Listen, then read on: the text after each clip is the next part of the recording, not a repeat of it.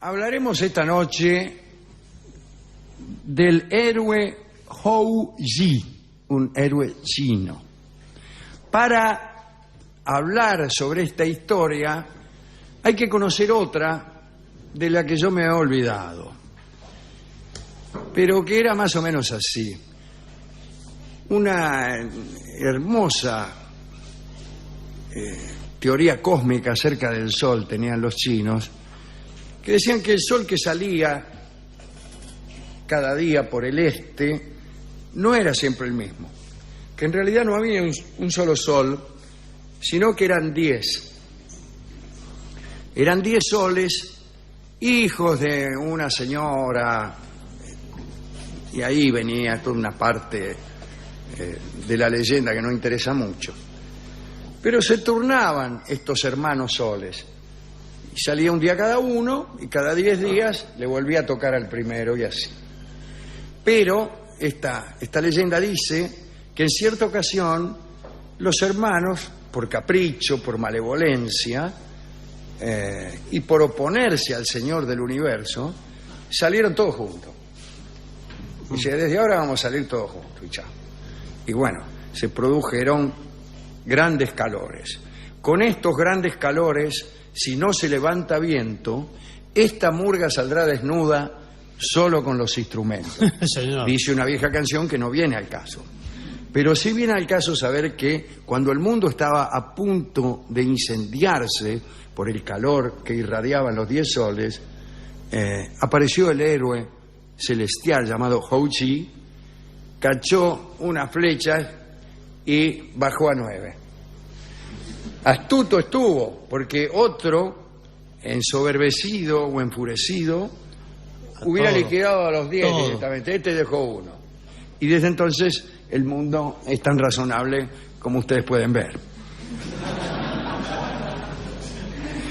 Entonces, después de aquella hazaña, en la tierra, Hou Yi vivía en el cielo, pero fue invitado a la tierra a pasar una temporada de festejos por la victoria.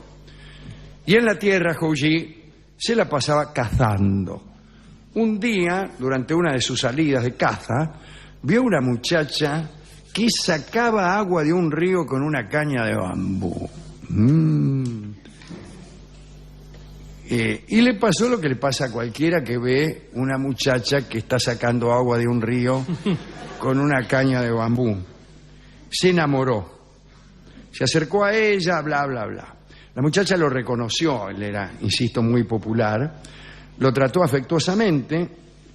Él se enteró de que ella se llamaba Chang-e y que sus padres habían sido víctimas justamente del tremendo fulgor de los 10 soles. Se enamoraron. Él la tomó por esposa y se quedaron viviendo solos ahí en la tierra. Hou Yi olvidó por completo sus deberes celestes y eludió las llamadas del soberano del cielo, que lo urgía para que regresara a su morada habitual en el cielo. Como no le hizo caso, el soberano se enojó y lo destituyó de su puesto celestial. Le hizo perder la inmortalidad y lo condenó a no poder regresar jamás a las alturas. Y a Hou Yi no le importó, porque estaba enamorada. Mira cómo es. Yeah. Pasaron algunos años y un día Hou Yi le dijo a Chang-e que cuando estaba en el cielo había oído decir que en el monte Kunlun vivía la reina madre del oeste que guardaba el elixir de la inmortalidad. Hou Yi dijo que viajaría hasta allí para conseguirlo y compartirlo con su amada, ya que no le parecía mal que los dos fueran inmortales, tanto como para completar. Bueno, y se fue. Chang-e lo esperó ansiosa. La morada de la reina madre del oeste era un lugar de difícil acceso. Había 2 grandes obstáculos. El río Ruoshui y la montaña ardiente. En las aguas del río Ruoshui nada flotaba. Nada podía flotar. Solo podía atravesarse con la madera mágica de un árbol llamado Buchenmu. Era una madera que tenía peso 0. No tenía peso y por eso flotaba. Hou-ji consiguió esa madera, construyó una pequeña balsa y cruzó el río. La montaña ardiente quemaba, pero Hou-ji llevaba consigo la piel de un pájaro de 9 cabezas al que había matado y que soportaba el fuego. Cuando se cubrió con esa piel, olvidó de taparse el pelo que se le quemó, pero este detalle no tiene importancia. Tras algunos días de marcha, Hou-ji llegó al pie del monte Kunlun y el pájaro King Niao, que era el mensajero de la reina, le informó a la reina de la llegada de un forastero.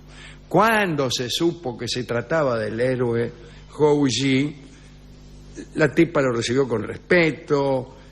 Directamente Hou-ji le hizo su pedido: mire, vengo acá porque me he casado y quisiera ser inmortal otra vez porque veo cómo son las cosas, en fin. Y la reina madre del oeste le dio el elixir como excepción, ¿no? Pero con una advertencia. La reina dijo que si cada uno tomaba la mitad del elixir, se volverían inmortales. Pero si alguno se lo tomaba todo, subiría al cielo convertido en un genio. Hou-ji explicó que solo llegaba hasta allí porque él y su esposa querían ser inmortales y que tendría mucho cuidado en compartir el elixir. En el momento de la partida, la reina madre del oeste le regaló a Hou-ji una hierba que crecía al lado del estanque de jade para enviársela a Chang-e como regalo. Era una hierba preciosa, siempre cubierta de rocío. Con solo olerla, me refiero a la hierba, cualquier muchacha se volvía más tierna y más bella. Un lindo regalo. Hou-ji llegó hasta su casa con el elixir y con la hierba. Chang-e olió la hierba y fue todavía más hermosa y más amable. Convinieron en guardar el elixir para tomarlo juntos el día del cumpleaños, no sé qué día.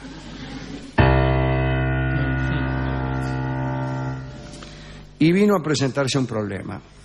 Debido a la larga permanencia de Hou-ji en la tierra, muchos jóvenes acudieron a suplicarle que les enseñara a disparar con el arco. Bajo las enseñanzas de un maestro de tal fuste, surgieron algunos discípulos sobresalientes. Uno de ellos se llamaba Feng Meng.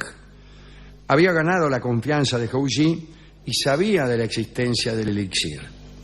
Feng Meng, acá entre nosotros, ahora que estamos solos, era un hombre cruel. Ambicionaba ser el arquero más importante, como Orión.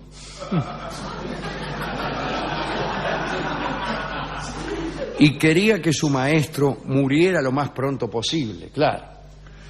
El hecho de que Hou-ji tuviera el elixir de la inmortalidad constituía un serio obstáculo para la ambición del aprendiz, claro. Bueno. Si el tipo se tomaba el elixir, no se iba a morir nunca, iba a ser siempre el otro el primero. Entonces dice: le voy a afanar el elixir. Y cierto día, aprovechando que el maestro había salido de cacería, entró en la casa donde estaba Chang-e y la obligó por la fuerza a entregarle el elixir. Disculpe que levante la voz. Bien, ya se me pasó. Y Chang-e, asustada, fue a buscarlo y Feng Meng se lo iba a arrebatar, pero ella tuvo una inspiración y dice: antes que dártelo, me lo tomo. Y se lo tomó todo. Salió corriendo, de golpe se sintió más ligera, pronto se percató de que iba por el aire en ascenso y llegó a la luna, convertida en un genio y también convertida en inmortal, del modo que lo había indicado la reina del oeste. Cuando Hou-ji regresó, supo lo que había ocurrido, quedó consternado por la ausencia. Miró largo tiempo a la luna, pero no recibió señales de su esposa inmortal. Hou-ji había desdeñado su propia inmortalidad, su carácter divino, para permanecer junto a la hermosa Chang-e, y por culpa de este muchacho, la inmortalidad le había tocado a ella y la había mantenido ausente toda la vida. Hou-ji quiso vengarse de Feng Meng, pero le fue mal. Enterado de que el héroe lo buscaba, Feng Meng se escondió y cuando un día vio pasar al maestro, le dio un garrotazo en la cabeza y lo mató. Chang'e vive todavía en la luna con infinita e inmortal tristeza. Es una historia dura, muy dura, en la que todo sale mal. Pero desde el punto de vista de las funciones, lo contrario de lo de ayer. Lo contrario de lo de ayer, este relato funciona. Se sabe lo que uno quiere, lo que no quiere, está el héroe, está la princesa, está lo prohibido, está la transgresión, es decir, el incumplimiento de la prohibición, ¿no? Está el que ayuda, la reina del oeste, está la fechoría, que es la transición de Feng Meng, están todos los elementos. Los funcionamientos, además del mito que hablaba en el mensaje, que alguien decía que le gustaba la mitología y le decían que no servía para nada. Aquí está. Bien, hemos ido a la discoteca y el discotecario no estaba. ¿No estaba? No estaba. Entonces empecé a buscar y pensé que tener una amada inmortal en la luna y al mismo tiempo estar uno muerto es el caso típico del enamorado contrariado. El que padece el desamor siente exactamente eso, que su amada es inmortal, que está en la luna y que él está muerto. En eso consiste estar enamorado de una persona demasiado ligera. Y algunos tratan de escribir poesía. ¿Para qué escribe poesía el enamorado? Y porque piensa que la poesía es más fuerte que la palabra y a lo mejor puede ser oída en la luna. Y otros tocan música, porque la música también puede ser que llegue a la luna. Entonces, escucharemos ahora, para que escuchen todas las amadas inmortales que están en la luna, mientras uno está aquí muerto, este concierto en la luna que va a tocar la orquesta de Osvaldo Berlingeri.